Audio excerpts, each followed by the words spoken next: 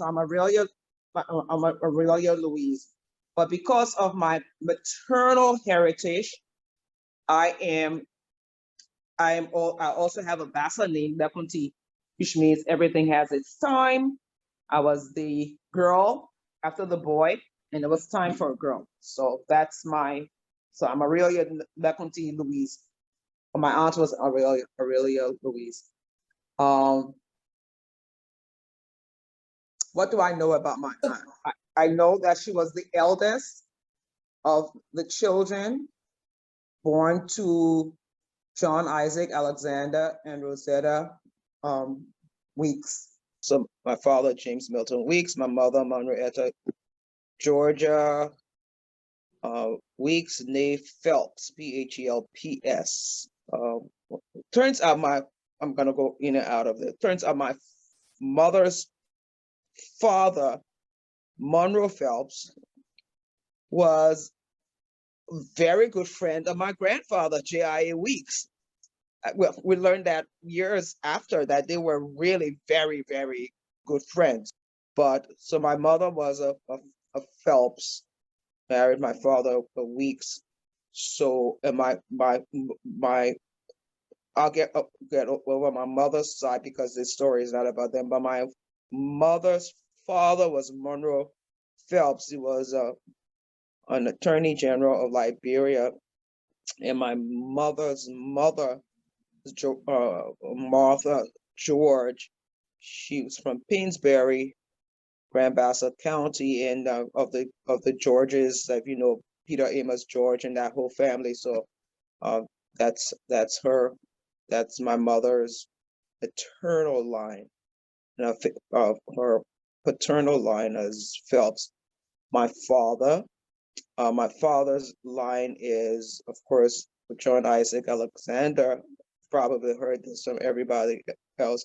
And his mother was Rosetta Ledlow. And the Ledlows are, while some of them eventually settled in Grand Bassa, my understanding is they're from Sino. My grandfather's parents are the ones that came on that boat. They call it the Brig Cora from Barbados, and I'm sure you have the manifest from that ship. And my grandfather's father was a little boy on that ship, and we've been doing a lot of research. We started off. I probably started off, and then now Alex has done quite a bit of it. So I started doing the research here, and then my daughters and C and me went to Barbados, spent a lot of time in the archive. And in my search, and I think even in Alex's search, we've had a very difficult time tying the Weekses who were on that ship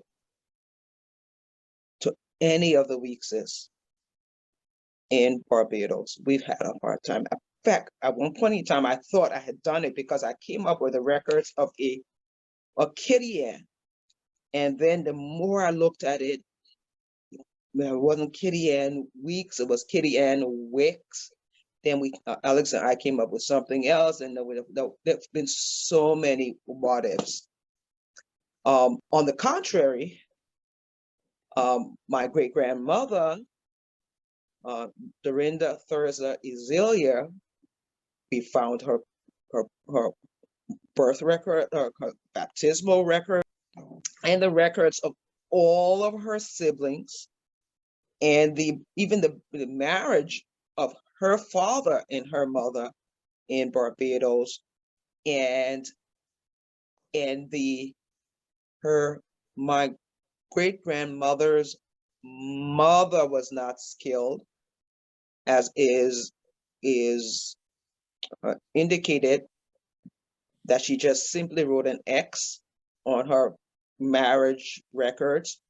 But her husband was skilled and lettered. So he actually wrote his name.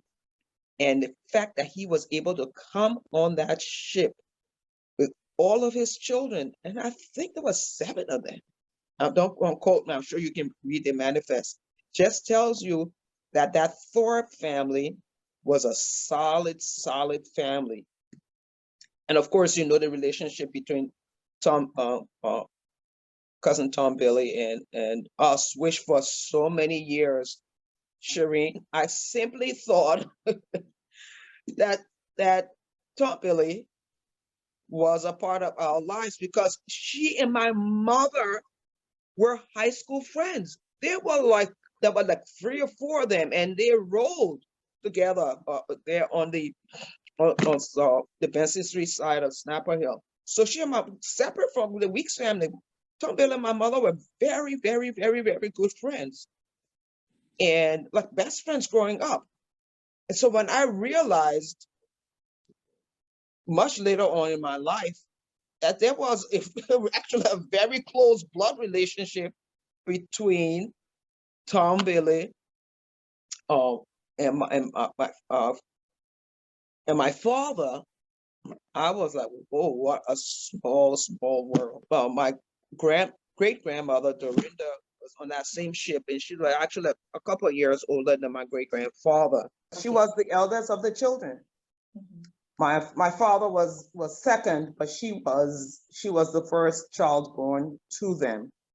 I know that my father and his brothers loved her so dearly, and they, as we say today, they thought she walked on water. They called her Tita, and therefore I'm Tita. I I I know that there are at least 3 other Aurelias in the family, but I'm the only one that actually uses the name. It was my first name. The other ones, the Aurelia was a middle name. Um, she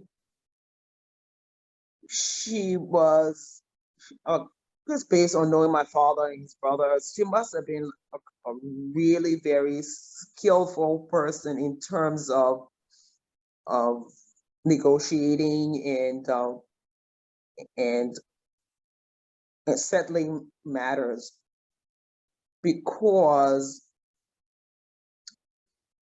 it looks like she always managed to get them to do something, or maybe even do something that they didn't want to get done, and they did it, or or or they or they felt it was the right thing to do because Tita has said, had said it should be done, or convinced them it should be done, or they did it because they didn't want her to know that they were not doing something. So without exception, every one of them loved her and just thought the world of her. That as I got older and I realized how much they thought of her, I really felt honored to have the name. And for much of my adult life, I didn't know any other Aurelias. I didn't even realize that some of my cousins were Aurelia. I didn't realize that her own daughter was Aurelia until way long after that. So I just felt very special that I was given this name, Aurelia, after my aunt.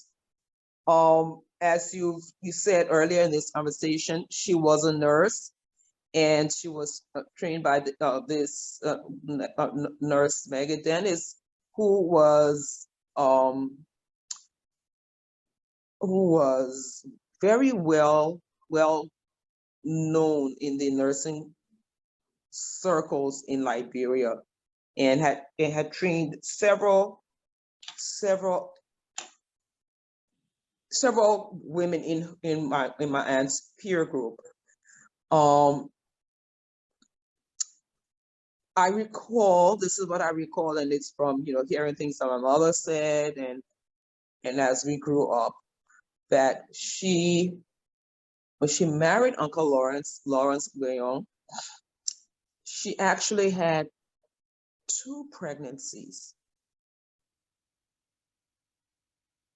that the babies died shortly, within months of, she had perfectly normal deliveries, and then the babies died within months of birth.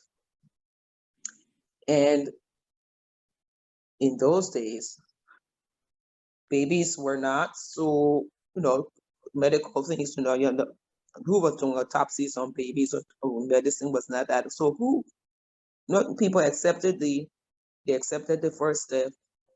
They accepted the second death. And when she gave birth to my cousin Magdalene, who we affectionately called Darling,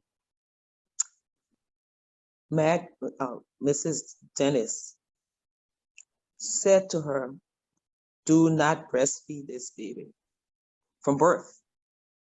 Do not breastfeed this baby." Gave the baby a bottle of milk from birth, and she did. And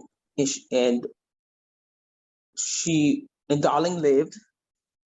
My aunt was diagnosed with breast cancer, I think within a year of Darling's birth, and died before Darling was 2 years old. So Darling never really got to know her mother, and of course was raised by her stepmother, who she never even called her stepmother. So those are the stories that I heard of my aunt back then, and I know that I'm told that my father and his brothers were just devastated because she died in her early 40s. In fact, if I check her date of death, I think she died before she was 41, 42, and they're probably about the same age that my auntie Edith died, and they both died of breast cancer. Of cancer breast cancer, but of course breast cancer metastasizes, and before long it takes over your body if not treated early enough. So that's what I know of her. Much of what I know comes through my mother, who herself, being in the nursing world, learned of my aunt and her skillfulness in the nursing world through Maggie Dennis and all of that. But my father spoke of his sister in a way that actually contributed to me thinking how special I must be that I had this name bestowed on me. Needless to say, never met her, never knew her, because if Darling were alive, Darling would be a little over 7 years older than me. So I wasn't even thought about at that time. But I think one of the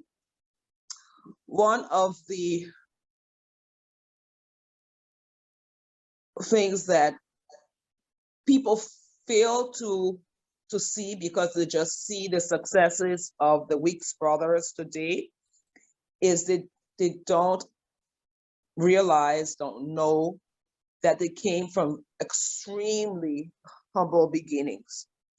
And I think that's true of all of our parents. My grandfather was a farmer.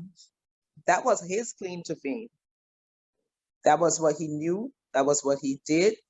And eventually became a an ordained minister, but he was a farmer.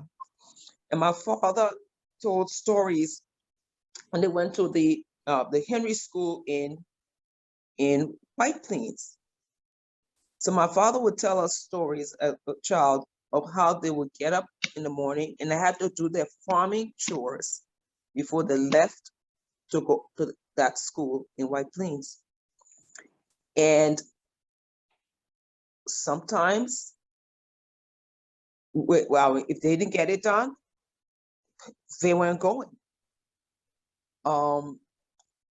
In the beginning of their lives, they didn't wear shoes. I don't know, because my grandfather couldn't afford it or because he wanted them to learn, the hard way. But those stories, for me, I remember because it keeps me grounded, that I can't make any assumptions about who I am, but always remember that there are no gifts. My father and his brothers worked very hard. My grandfather worked very hard to get to where they got to. So I remember those stories of childhood. I recall that when once they finished up those school between Crozierville and White Plains, coming to Monrovia was again something that they earned. That was all, from what I understand, it was always a price for my grandfather. And coming to Monrovia to get to continue that education was tough. Was nothing easy about it. Completing Liberia College and starting to work, and then eventually getting a scholarship to go to London. I know now what an accomplishment it had to have been for him to get accepted into the London School of Economics. It's a huge accomplishment today, so I can imagine back then. So I was in London a few years ago and actually went to the London School of Economics to see if I could find anything about him, because I had always heard my uncle Anthony said that in banking, your father's master's thesis is still being referred to, and he would say that in growing up. So I was doing some business in London. I actually went there, and I actually found it. I made a couple of copies of the first pages, and I was able to validate what Uncle Anthony said, that for years the research he did was a reference in the world of banking, because he had a degree in economics. He was in many respects very, very altruistic, because he really, really believed that he'd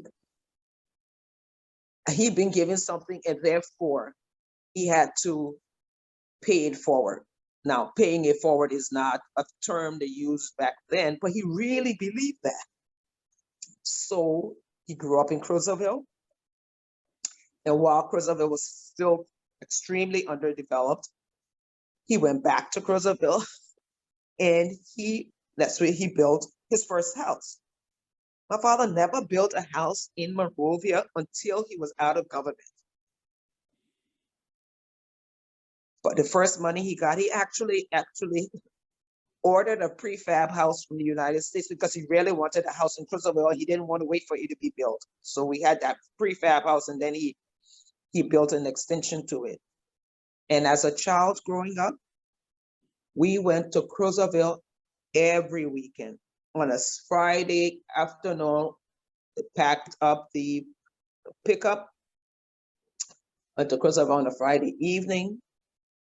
We stayed there the Sunday night, packed that pickup up and came back because we're going to school on Monday and then all again on Friday.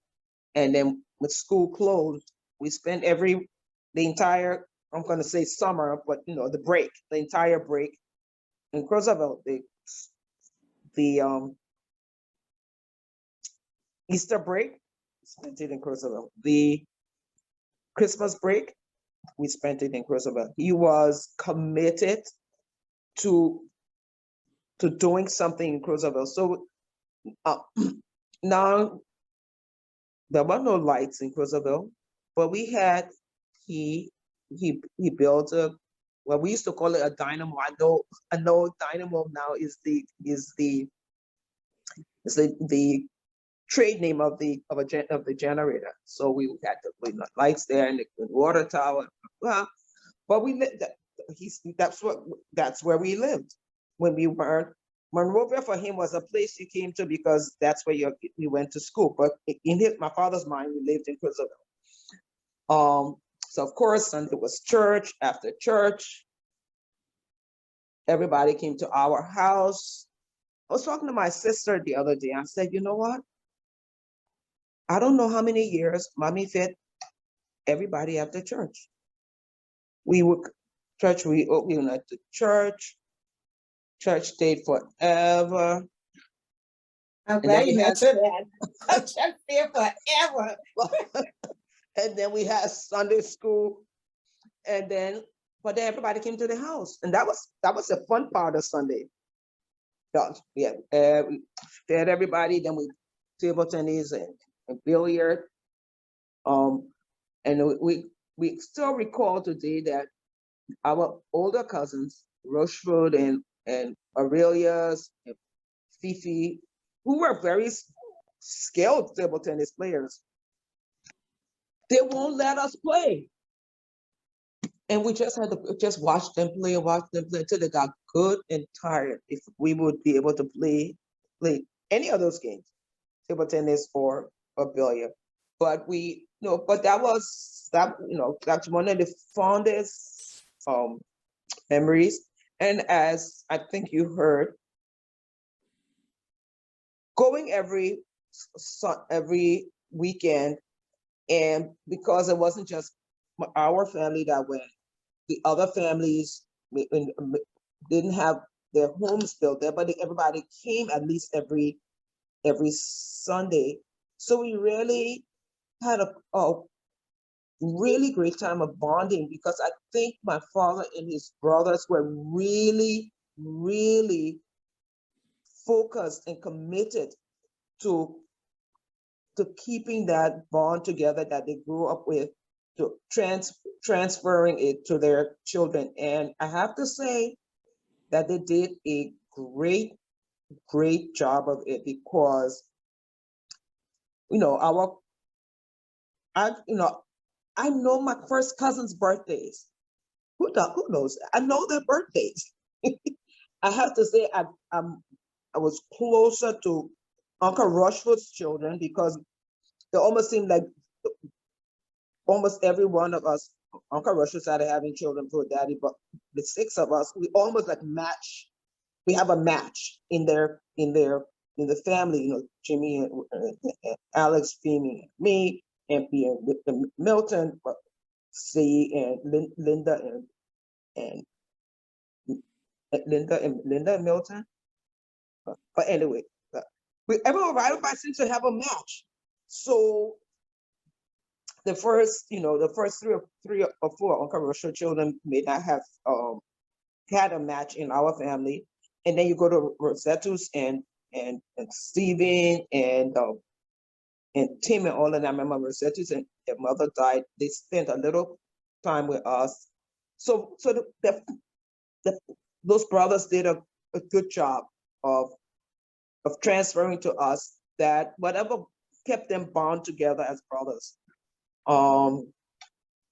So of course, my father spent time in government, and he really believed that government was for of and by the people, and that government could, should, and would improve the lives of people if we just had the will to do it. And he was, I recall the frustration when people didn't do those things. And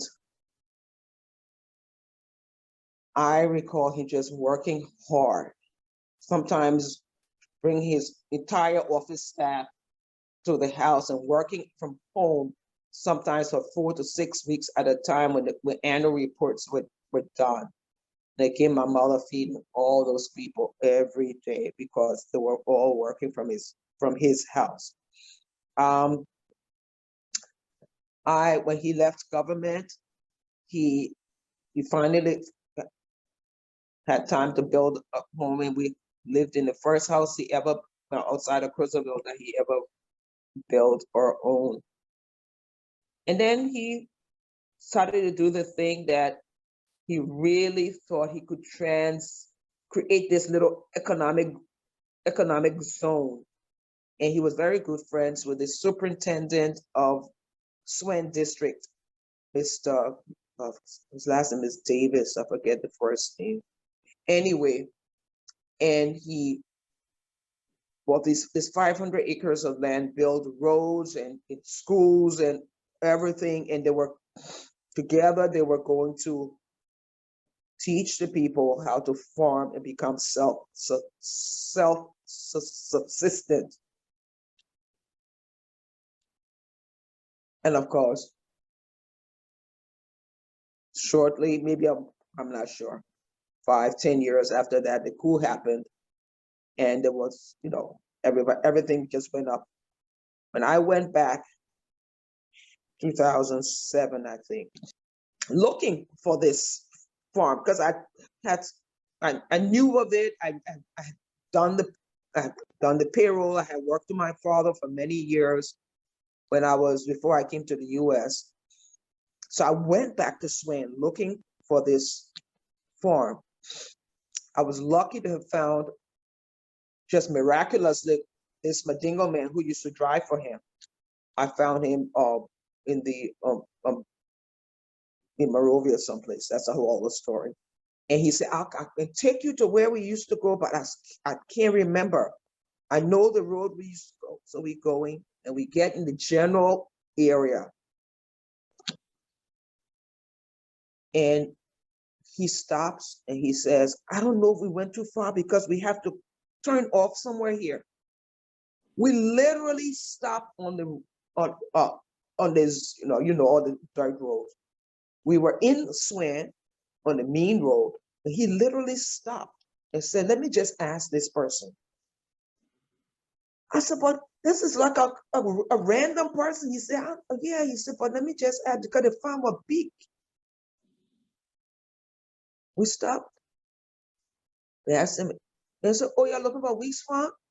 Yeah, you had to go down. And he directed us.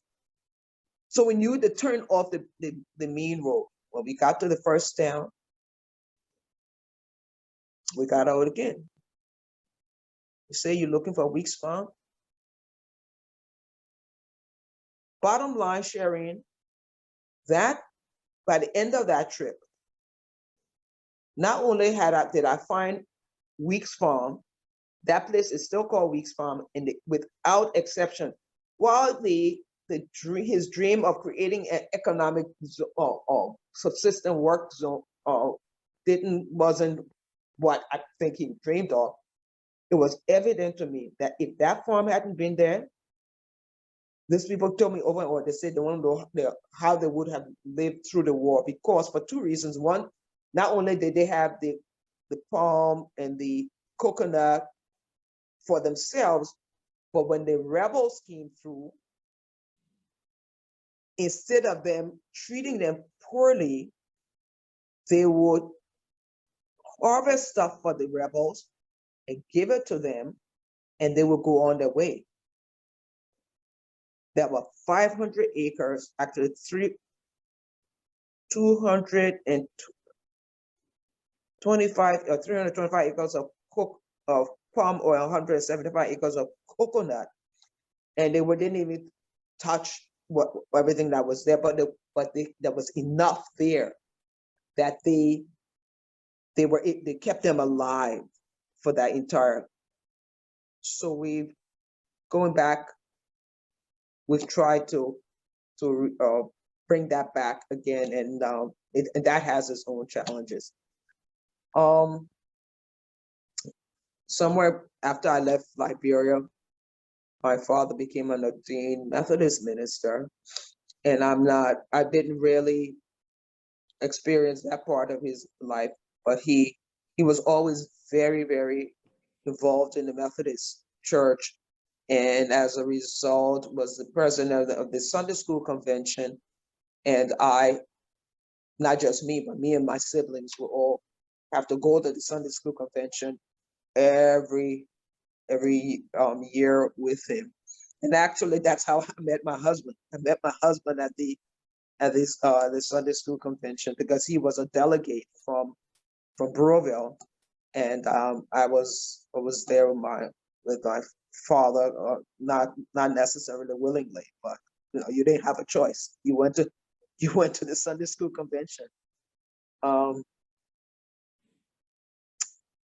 My grandfather, as I said, was a farmer, and he was tough guy, man.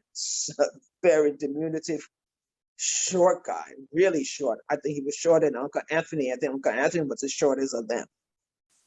He was tough. He was tough, and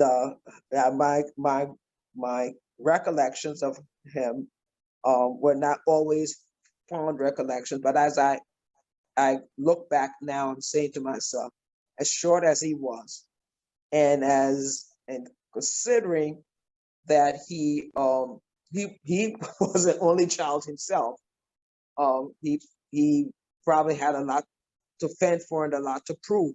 So I'll give him a pass. What was your father's best quality, in your opinion? I think he was a really very kind man, and it brings me to tears. I think he was just a genuinely kind man. I mean, I can tell you about how bright he was. I can tell you about, all those. I told you about his schooling. But he was just a very, very kind man. And I know that as his child, but you say you might say, expect a parent to be kind to their child. But I've heard one story after, when you go back to people that he interacted with in Crozierville. Those people in Swin, he was just a very kind man. There was another piece of property, another 250 acres of, I went looking for, again, couldn't find it. We randomly met somebody in the street, and the man was very defensive at one point in time. And and finally he realized that I was Mr. Weeks's daughter. And he just said, your pa was a good man. He said, plenty of people can call you, but nobody was good like your pa.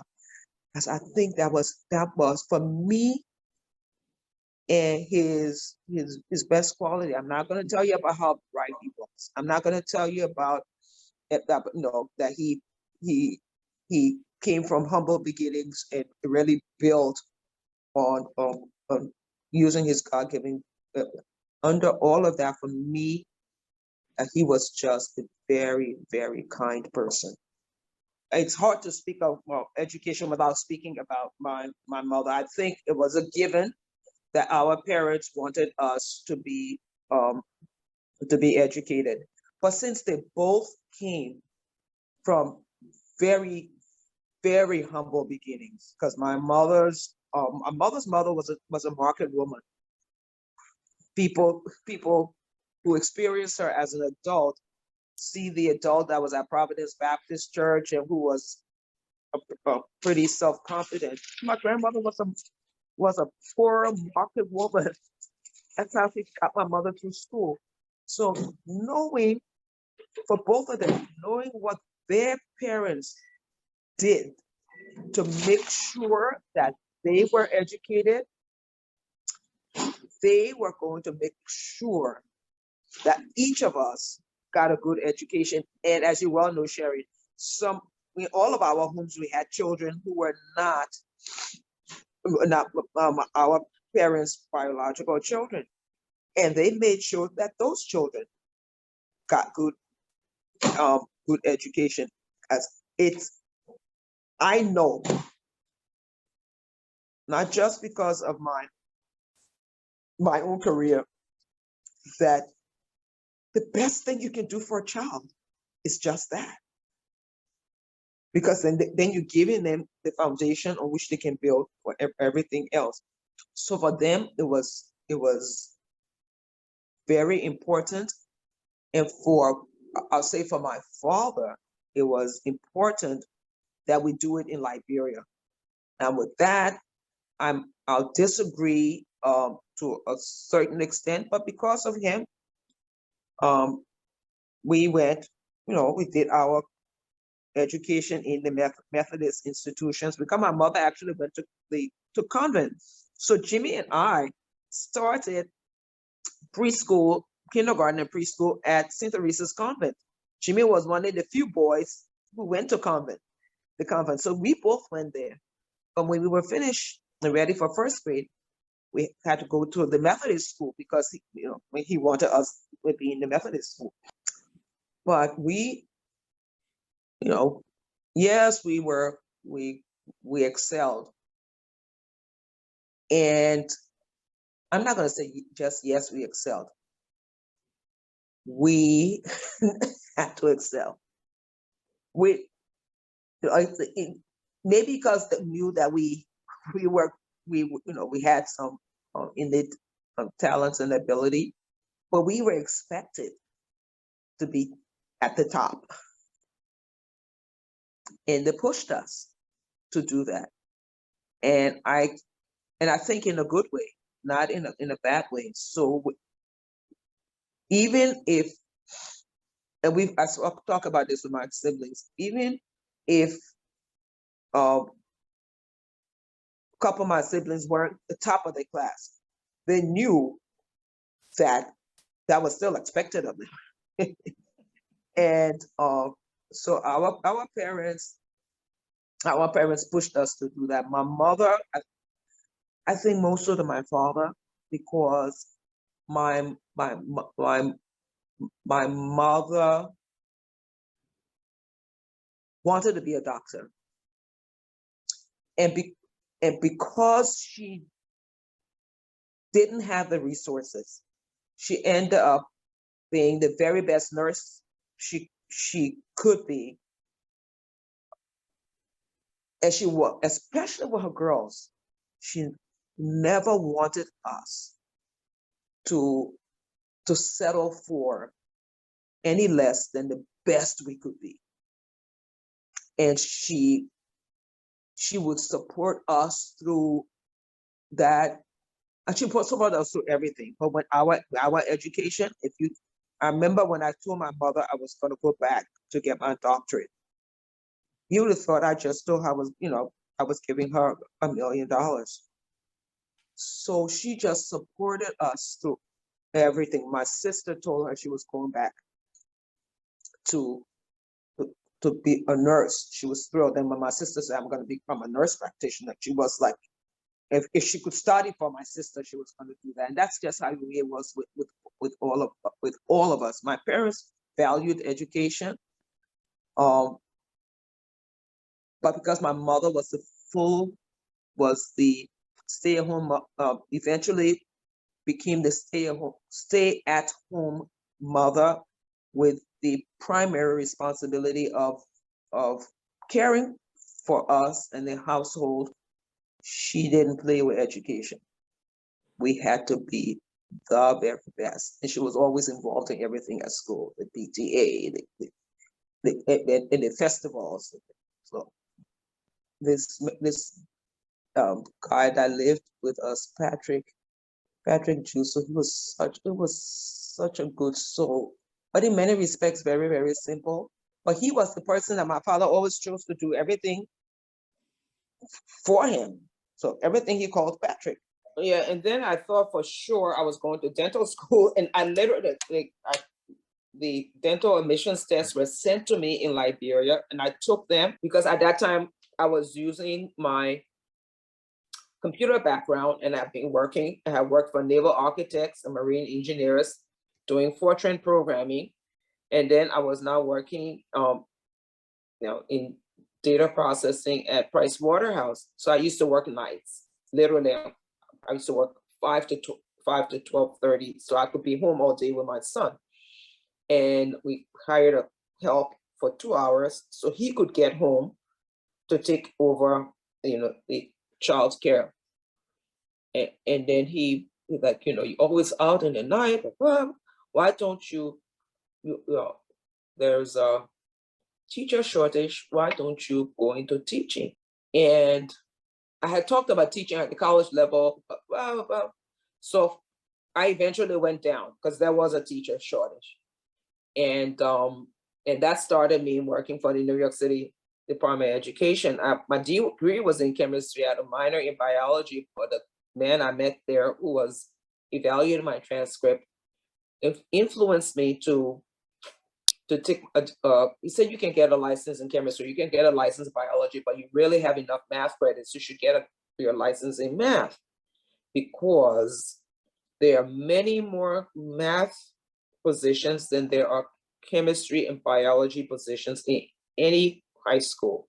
And I was going for a high school license. Excuse me. So I took his advice and I became a math teacher. And that's why I got in. My husband suggested it. I got into math because somebody else suggested it. But I'm going to tell you why I stayed. I stayed because I soon saw that I could make a difference. I was teaching on Staten Island. I was teaching the school that had 40 to 50%, no, maybe close 40 to 45% of the children were Black and brown children. And when I went to the school to teach, I was one of 2 Black teachers. There was 1 Black guidance counselor, 2 Black assistant principals, maybe about 5 or 6 Black school aides and assistant teachers in a school that had about 1,700 students, and 40% of whom were Black. And while I didn't ask to be, I was quickly the role model. And the Black guidance counselor, I believe, pulled me aside one day and said, "You have no idea how happy we are you're here. And you are a math teacher, not a special ed teacher." Now, that's not to say nothing against special education teachers, but I later on understood what she was saying, that I was in a subject area that counted. I was in math, I was in science. I wasn't in an area that was not so specific. And I stayed because I knew I was making a difference, and I just grew to love the work I did. I loved working with young people. I used to tell my staff when I became a principal that I stay here every day until I have a smile on my face to leave. That gives her a reason to come back the next day. And when I can't smile anymore, it's time to leave. So that's why I went into education, but not why I stayed. So 31 years in the New York City public schools, and I'm still actually doing youth development work in a nonprofit that we started a few years ago. I think one, really always seeing the upside of things. My husband says to me all the time, you really, really, really always try to make what's the saying? Lemonade out of lemons. That's he says. Everything, you're gonna try to make, and I think that's always trying to see the upside of things. I was in a school, I told you about 40% Black and brown when I went there. By the time I left, it was closer to 75% Black and brown children. And when we started to approach the 50% mark, at the time they called it that the school was going to tip. And that was a big deal on Staten Island, to have a school that had more than 50% of the children Black and brown, because they immediately interpreted that to mean that the school would fail.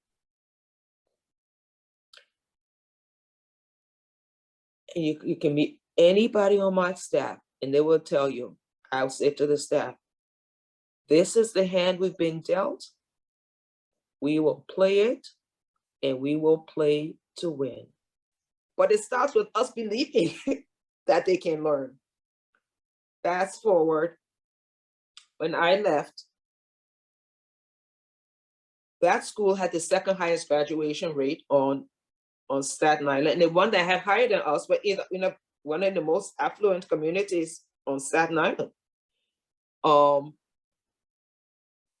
When I said to them, we can offer the international baccalaureate curriculum to these students, again, they said, we've tried it before, Aurelia, and that was before we tipped. Well, we'll try it again. We projected we would have, in our first year, we would have 15 students, and 1/3 of them would get the diploma. In the first year, we had 38 students, and 22 of them earned the diploma, in addition to earning all the New York State requirements. By the time I left, I retired, our IB diploma rate had approached 80% of the candidates. And these were majority Black and brown children.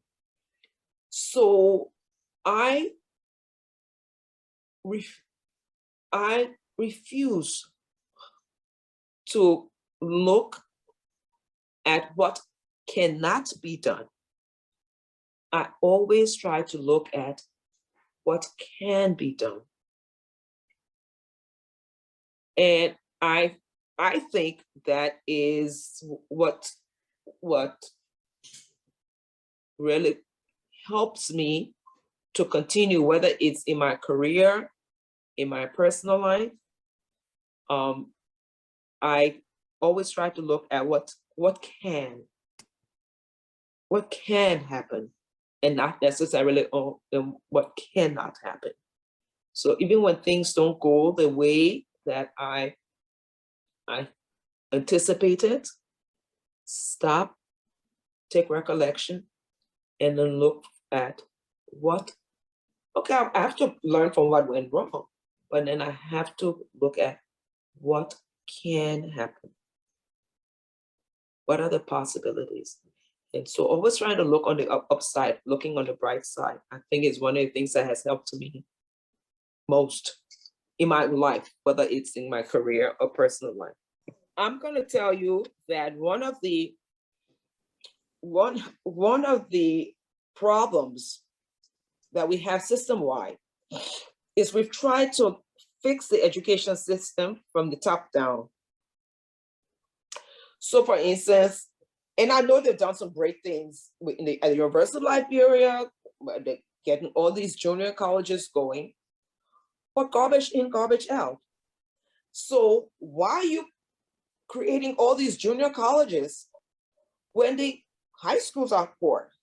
And why are you creating, you have it's high school standards, nobody adheres to it. So I'm told, I haven't verified it, that even though when we were growing up, Sharon, we used to take the government exams. Now they take something called the WASI exam, which is something put by the West African Council.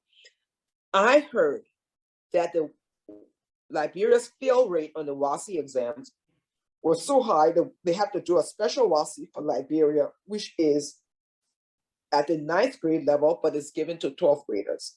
So even our 12th graders are not performing. So the best thing we can do in Liberia right now is devise a 10 to 15-year plan to rebuild the system from the bottom up, but making sure that we get children into classrooms as early as possible. And it doesn't necessarily have to mean that you don't 2-year-old, 3K, pre-K, but we get them there as early as possible. And when needed, we remediate in the areas that the children need remediation in, instead of what we, Sharon, when we went to school, you fail 1, you go to summer school, you fail 2, you repeat the entire year. So what happens is now you have a whole system that's backlogged, because you instead of you concentrating on where the need is, you're just so the system in Liberia has to focus on making the changes at the early level. And this is somebody who has a career in high school and college education, because while I was working for the New York City Public Schools, I was also teaching in the City University of New York. So I was preparing school leaders and working with children to feed into that system.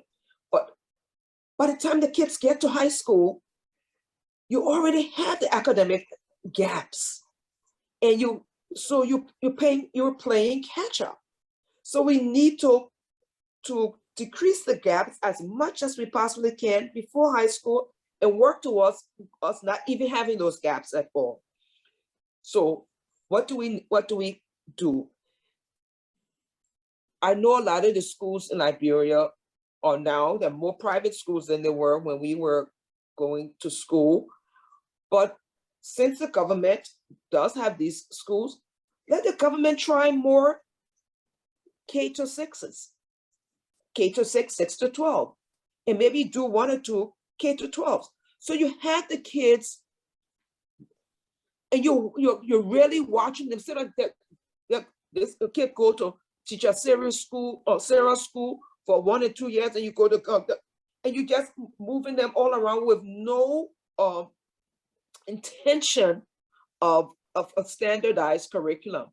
Now, I do know that since Liberia joined WASI does have some curriculum and textbooks that Liberia is encouraged to use. But I think because of the economic disparities, most of the children that go to the schools cannot afford those things. So they're constantly playing catch up as the academic gaps widen. Very simply, the solution has to start from where the gaps are the smallest, and they're at the beginning of their education of journeys and not at the end. So opening junior colleges and high schools will not help. Building a solid foundation will help. And unfortunately, Liberia is not putting money into that level of education because it's not so visible. It's not so, you can't make the big splashes about that. People can go and make a big splash about the junior college or this high school, but nobody. It's not a big splash to say we've opened these 5 centers that is really going to focus on building some strong foundations for these 2 to 5 year olds. That's not so fashionable. But in the long run, that is what we need to do in every developing country, Liberia being no exception. I'm going to tell you that I miss the camaraderie and the ease of communication. I miss that. I was this last weekend. I was in Georgia with some of my siblings, and we went to visit a friend that we had grown up with. It was almost like a sister we had grown up with. And it was a really quick visit because we had to get MP to the airport. And so we got in and eat quickly. And then she was like, she said, you have no idea how I needed this. And we started to reminisce about our time in Liberia, how much time we spent in their house and how much time she spent in our house. And she talked about this when we lived in a really very small house between while my parents were building the house we were in. And she said, I don't know how we all fit it in that. She said, but we all did. There were 4 girls, and there was me, it was 5. And so we just started to talk about that, all those things. While we still have the friends here, it's not the same. That same friend, I can pick up the phone and call her, but when we're growing up, you can just walk across the street to somebody, or I miss that. I miss that camaraderie and easiness that we had growing up. As a parent, I stop sometimes and think about how would my children's life be different if they had been exposed to the same thing. Sometimes either they themselves, when they watch my siblings and me, even when we go to weeks reunions, and they see how we are bouncing back and forth between plans of weeks, they're like, oh my God, I can't even imagine what it was like when you guys were growing up. So I think that I miss the most about being in Liberia. You can probably, you can get the food, you can get this, but you can't get that. You can't get that ease and that. I think by taking time to understand from whence we came, I think